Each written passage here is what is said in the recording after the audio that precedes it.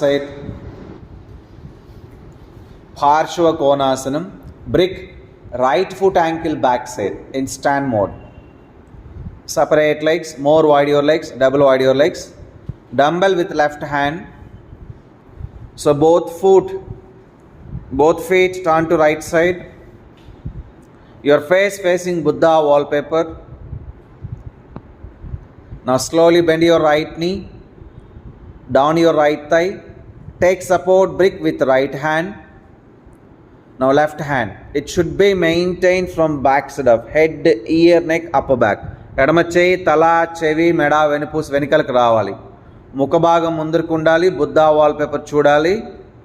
తల భాగం వెనకాలకి ఎడమ చేయి వెళ్ళాలి.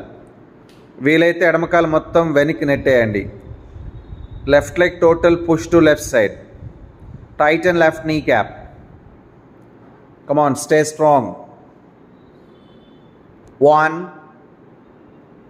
2, 3, 4, 5, 6, 7, 8, 9, 10, 11, 12, 13, 14, 15,